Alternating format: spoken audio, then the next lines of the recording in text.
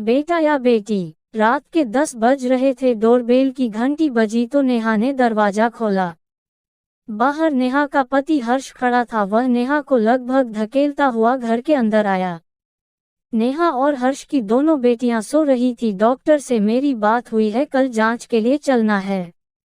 अगर इस बार भी लड़की हुई तो एबॉर्शन की डेट ले लेंगे, हर्ष ने लगभग निर्णय सुनाते हुए गुस्से में कहा।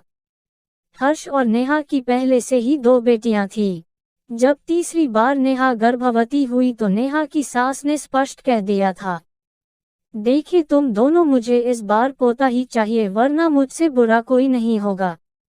नेहा तीसरा बच्चा नहीं चाहती थी, किंतु हर्ष और परिवार की जिद के कारण उसे झुकना पड़ा और वह गर्भवती हो गई थी। लेकिन वह एबॉर्शन किसी भी हालत में नहीं चाहती थी।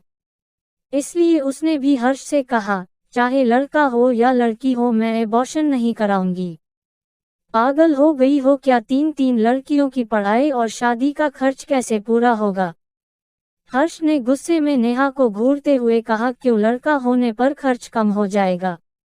नेहा ने व्यंग करते हुए हल्की मुस्कान चेहरे पर लाते हुए कहा, लड़की से हमारा वंश चलेगा। हर्ष ने तर्क दिया, लड़कियों का क्या है, दूसरे का वंश चलाएंगी, साथ में दहेज भी देना पड़ेगा। अच्छा, जब आपकी दीदी को राष्ट्रपति पुरस्कार मिला था तो किसका नाम हुआ था? मंच से उनके नाम के साथ किसका नाम पुकारा गया था? पिताजी का ही, ना कि उनके ससुराल वालों का। प्रशस्ति पत्र में दीदी के साथ पिताजी की फोटो देखकर आप उस दिन कितने खुश थे? आपने ही तो मुझसे कहा था, देखो मेरी दीदी ने मेरे परिवार, मेरे पिता का नाम रोशन कर दिया। आज हमारे पूरे परिवार को दीदी पर गर्व है। नेहा ने हर्ष को 5 साल पहले की बात याद दिलाई। मैं तो अपनी दोनों बेटियों से ही खुश थी, किंतु आपकी जिद के कारण ये बच्चा आया है। अब ये लड़का हो या लड़की, उसे हमें अच्छे मन से स्वीकार करना चाहिए। नेहा ने हर्ष की तरफ प्यार से देखते हुए कहा, लेकिन माँ नहीं मानेंगी। अपनी माँ की कही हुई बात को याद करते हुए हर्ष ने नेहा से कहा।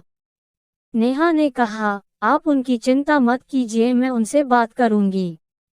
सुबह नेहा ने अपनी सास से कहा, माँ जी, पंडित जी का फोन आया था, कह रहे थे कि अगर एबॉर्शन करवाया तो हर्ष की जान को खतरा हो सकता है।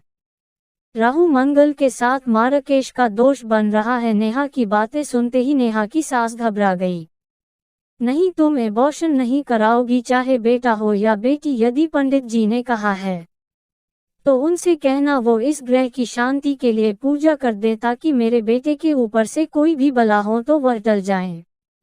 नेहा की सास ने नेहा से कहा, जी माँ जी, मैं पंडित जी से कह दूंगी। नेहा मन ही मन मुस्करा रही थी, कल ये तो डॉक्टर के पास जाने की बात कह रहे थे। नेहा ने डरते हुए अपनी सास से कहा, डॉक्टर के पास जाने की कोई जरूरत नहीं है, लड़का हो या लड़की, हमें दोनों मंजूर हैं। नेहा की सास ने अपना निर्णय सुनाते हुए नेहा से कहा। नेहा सोच रही थी कि हर माँ को उसकी संतान कितनी प्रिय होती है। यह आज उसकी सास ने साबित कर दिया था। दोस्तों, यह सच है कि हर माँ बाप को अपनी संतान अपनी खुद की जान से भी प्यारी होती है, चाहे वह संतान बेटा हो या बेटी।